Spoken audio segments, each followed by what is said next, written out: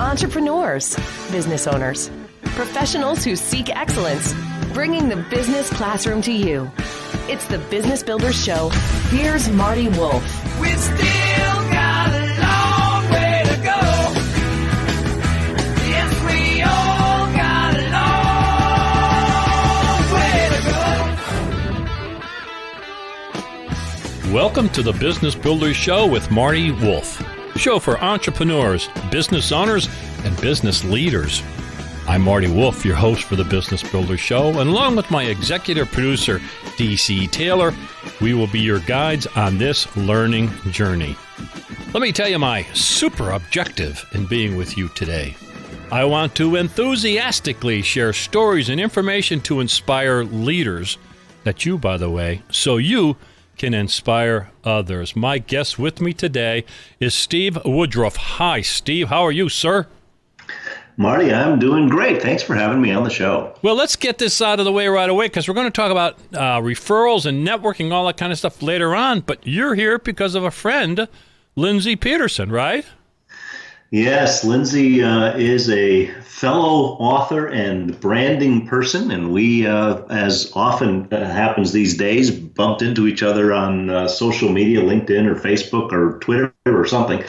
And I really admired her work, and she really enjoyed the book I'd recently written, and so we became fast friends. Yeah, she loves you. So let's introduce Steve. Steve Woodruff is known as the King of Clarity.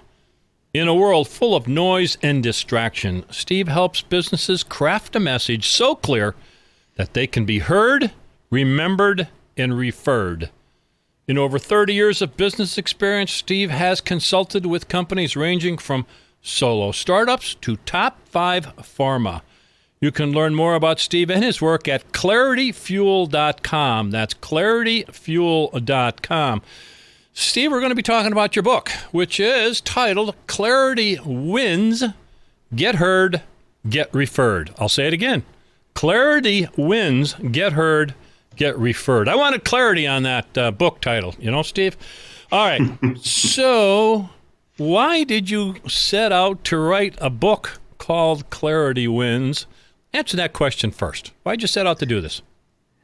Well, the more noble answer, and I'll get to the not so noble answer afterwards, but the more noble answer is I had been writing on this stuff and practicing it and consulting on it for over 12 years, and I had put so much material out there that the book was essentially written before I wrote it. It was just scattered everywhere, and I really needed to pull it together into a cohesive message. So that was a process in 2018, took about 6 to 7 months to really take all that material and turn it into a book and get it out there. The less noble but pretty common reason for writing a book is that you actually want to increase your business, increase your consulting, and often the book isn't what really makes any money, the book sales. It's being viewed by the marketplace as an authority simply because you've put out a book.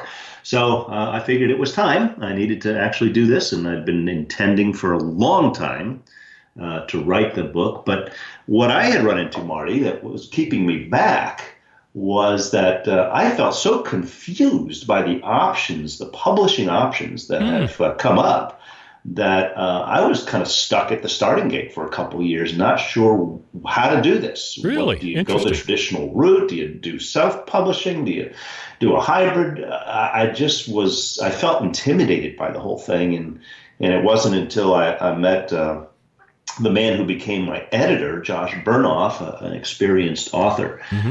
He served as my Sherpa to help me make the series of decisions up front about how I was going to do this and what course to take. And then I finally was able to get it done.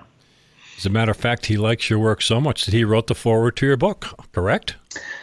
Yes, he did. Yeah, Josh and I had a unique and very fun relationship. We are both very blunt and kind of sharply funny people. And so the feedback he'd give me, you've had to have a very thick skin, but I really liked it. And so we had a great time working on this book. And he would write back feedback like, it would be really nice if this thing actually had a point, or, why don't you actually finish this thought? And I loved that. It made the writing so much more fun, and he got to have fun with a non-thin-skinned author that valued the way he would do things. Well, let's move to the book. I'm going to save another question for later. You talk about noise in the workplace. Noise in the workplace. Again, remember the book is Clarity Wins, Get Heard, Get Referred. So talk to me about noise in the workplace.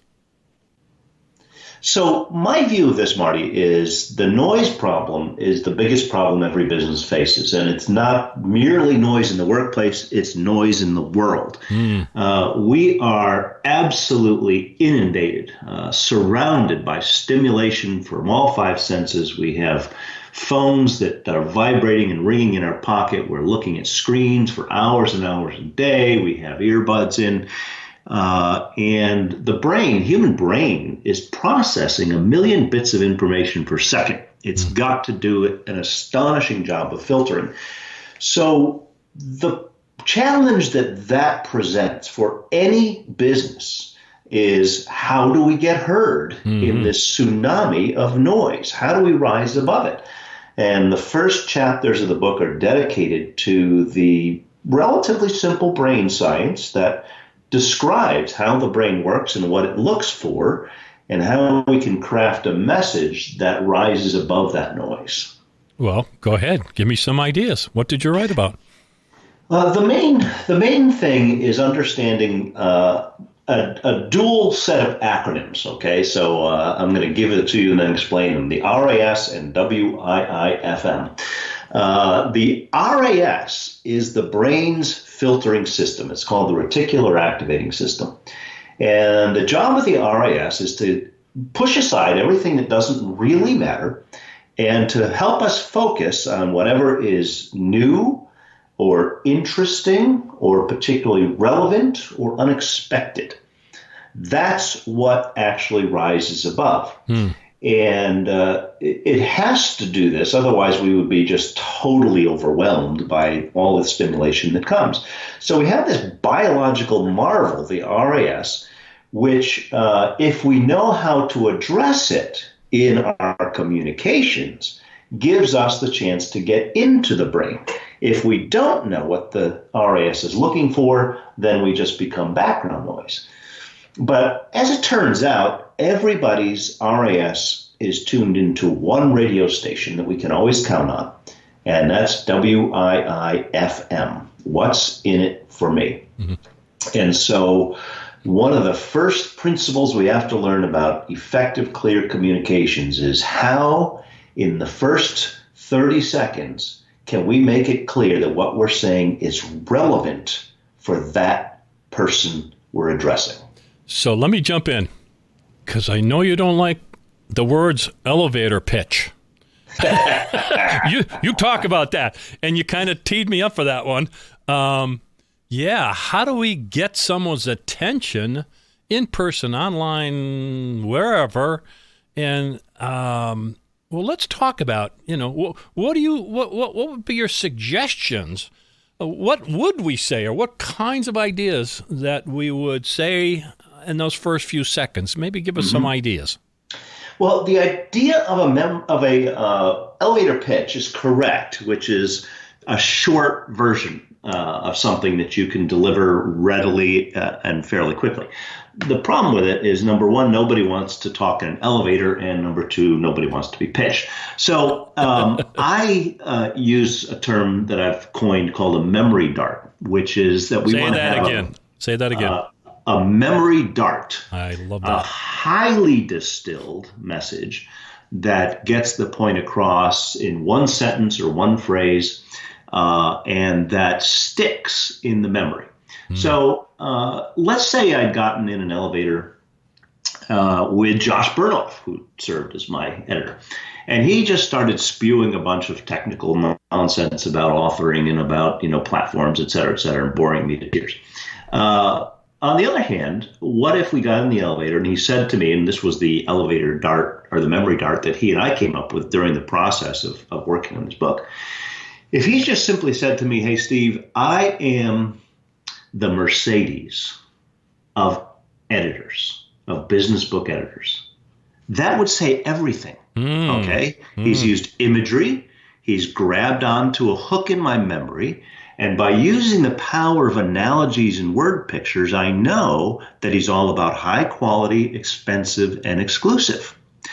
So one of the most powerful things any business can do, whether it's one-on-one networking or whether it's what's on your website initially or the beginning of a sales pitch or the beginning of a book or the beginning of a podcast, is you want to somehow get into the mind through the RAS and use a memory hook that people can go, oh, I get it. I know what this is for. I know who this is. I know what they do. I hope I did that at the beginning of the show. DC, take notes here. We're gonna get some feedback. Got it. Marty, I don't know what this show's about. Oh my God, I'm a wreck. How did I do at the beginning? Okay. Well, in your case, the title is quite suitable. Business Builders, okay? That's I love it. Pretty yeah, plain. Yeah. If you'd said, this is the ABC Marty Wolf Podcast, we don't know what the heck you're doing. And so you better have a pretty good tagline or a pretty good way of explaining it because it's certainly the title isn't a memory dart. I hope so, since we've been using it for 8 years. It's kind of worked, I guess. Okay, so I get it. I get this part, the memory dart. I love that, first of all. I'm an old sales guy, old in experience and in age, and I wish I knew this 30 years ago. So we need to apply that to someone. So we have our memory dart. We're ready to, we put that on our website, we put that on our Facebook, et cetera, meeting someone in person.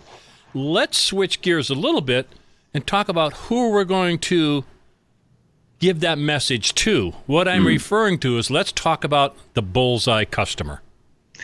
Yeah, the bullseye customer for me, and I use that term instead of target customer because target still has a few rings. Bullseye is, here's exactly what we want. And it turns out that the best way to get the kind of customers that you really want is to define them quite narrowly and quite specifically into a bullseye, which informs your own sales efforts and also informs your marketing approach. Who are you actually trying to reach? And as it turns out, that's what enables other people to refer accurately. We want to paint a very clear picture of our bullseye customers so that when somebody comes across that neighbor or that friend or that uncle and they go, oh, that's a Marty Wolf customer, because we've left that image. If I just say, I provide marketing services to mid-sized businesses, well, what does that mean? I mean, that means there's a million of them. I don't know who that is, and I can't refer. If I said, I am a boutique digital agency serving local real estate market who want to reach the high-end demographic in the greater Nashville area. I'm just making this up as I go along. Okay, now I've actually defined my bullseye market. Steve, this is probably the most difficult thing for entrepreneurs to do. Would you agree?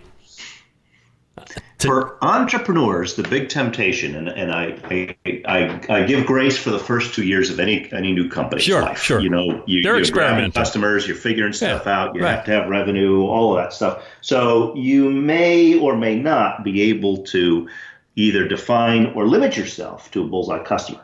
But quickly, you do want to move to that point because you really want to have the best kind of customers that love you the most, that you can serve best, that are most profitable.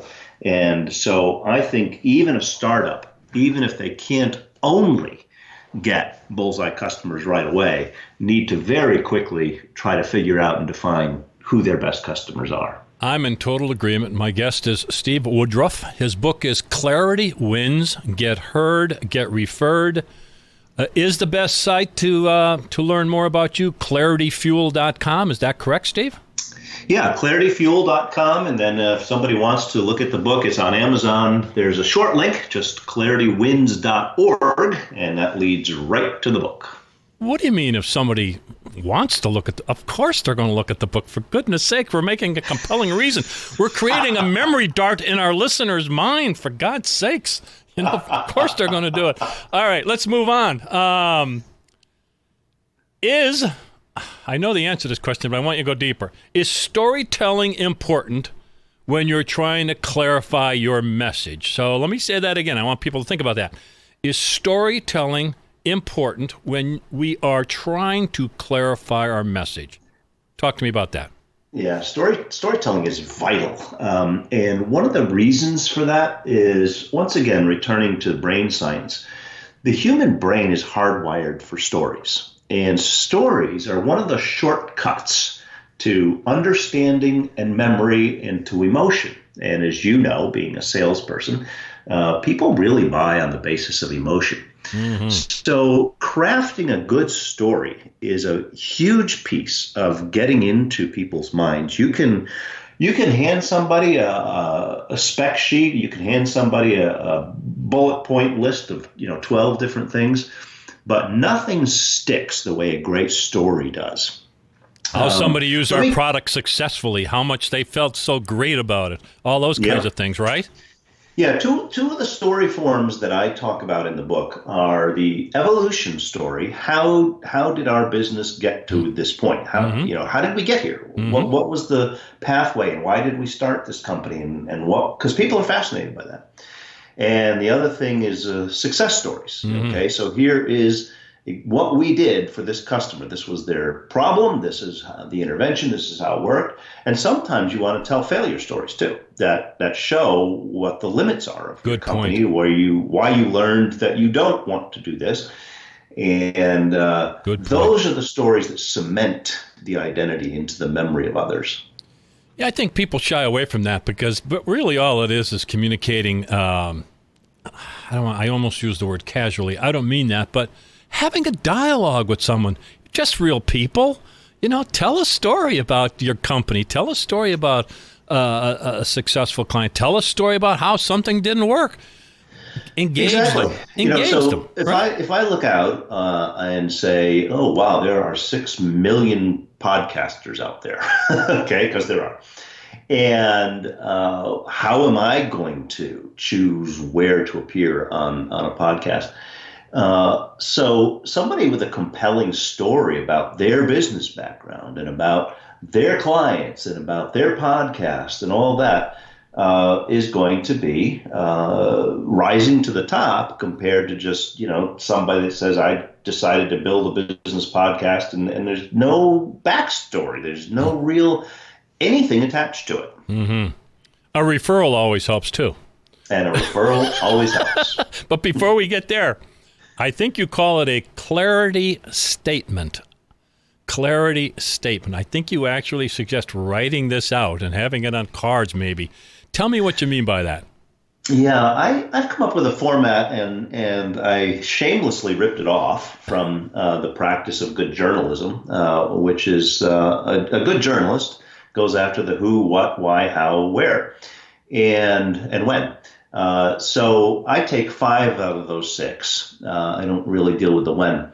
But the way you get to clarity on any company or any individual is you have to come up with very precise, simple, human-ready statements about what exactly that you offer. What's the actual solution or offering or product.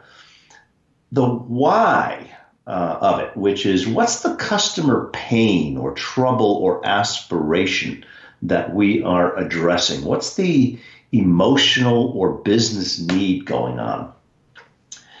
And the how is what is our unique superpower, something that we do that differentiates us from everything else. The who we've talked about already, the bullseye customer, and I encourage people to go all the way to things like titles and roles so that you can actually very clearly depict, I only work with director level and above, or C-suite people, or managers of HR, or whatever.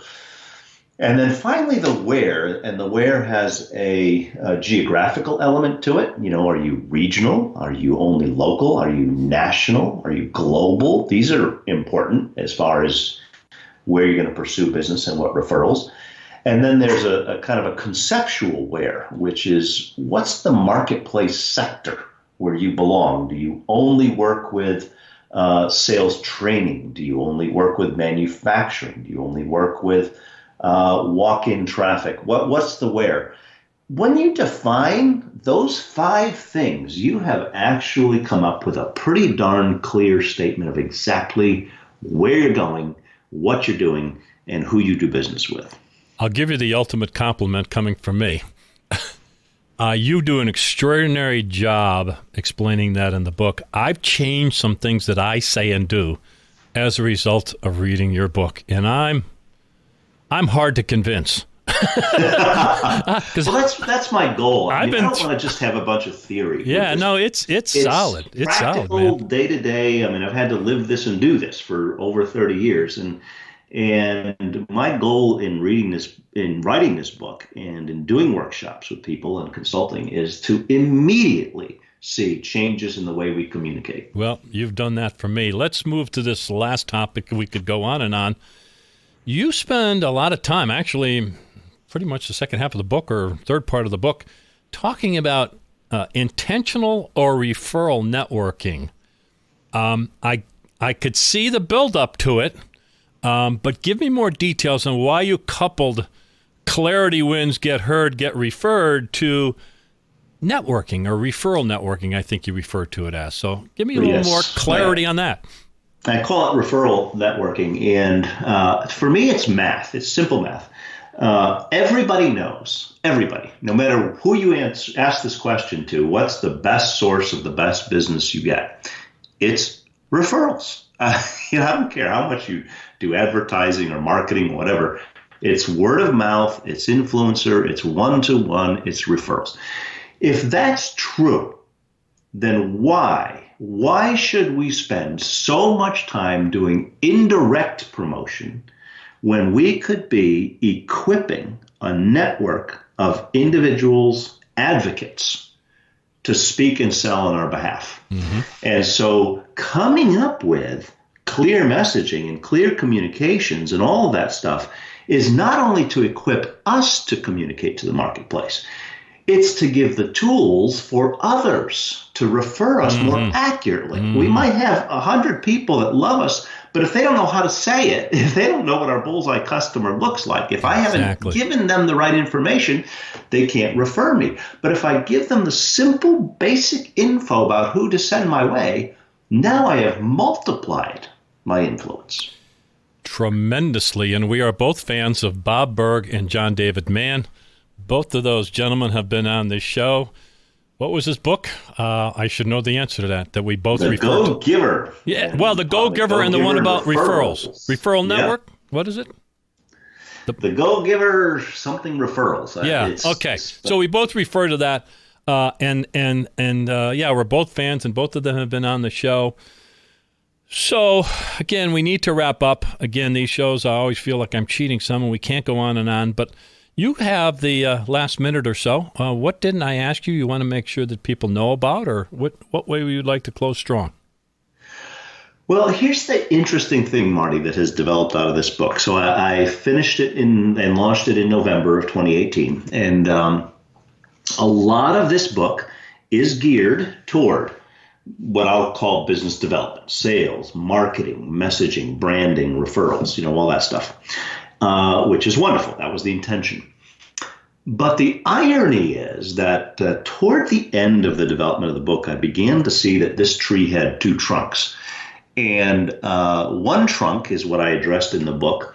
The other trunk about clarity is that there's this whole realm of clear communication and collaboration inside corporations, inside companies, between companies, working with vendors, cross-functional communication, agile teams, that these clarity principles actually have this huge impact on the internal workings of a company. And so I've actually spent the last 8 months doing more and more, ironically, consulting and workshops on the internal aspects of communications and collaboration. Isn't that interesting? Where my corporate clients, a lot of which are pharmaceutical companies, this is meeting a huge need, and it goes way beyond just sales. This goes into every single division of a company. Who doesn't need to communicate better? Perfect. So my guest has been Steve Woodruff. His last name is Woodruff. His book is Clarity Wins, Get Heard, Get Referred. The website you want to check out is clarityfuel.com. By the way, there's information on the book, and there's different resources and things like that. If you're a Twitter fan, I think it's your Twitter handle is what? S. Woodruff. Ed S. Woodruff. Oh, that's pretty simple. Steve as in Steve. S. Woodruff on Twitter. So, hey, folks, remember the words. Write them down. Memory dart. Clarity statement. Referral networking. You got to buy this book. You got to follow Steve Woodruff. Steve, thank you so much for being part of the Business Builders Show. Thanks, Marty, for having me. It's been a real pleasure. Thank you so much for listening to the Business Builders Show. To learn more about me, and I'm Marty Wolf, go to MartyWolfBusinessSolutions.com. That's MartyWolfBusinessSolutions.com. To learn more about Kelly Hoey, go to her website, which is jkellyhoey.co. That's jkellyhoey.co. And of course, you can find Kelly and Marty on LinkedIn and Twitter. A reminder, you can find all our Business Builders shows on iTunes, Spotify, and on your favorite podcast app. Bringing the business classroom to you. It's the Business Builders Show with Marty Wolf.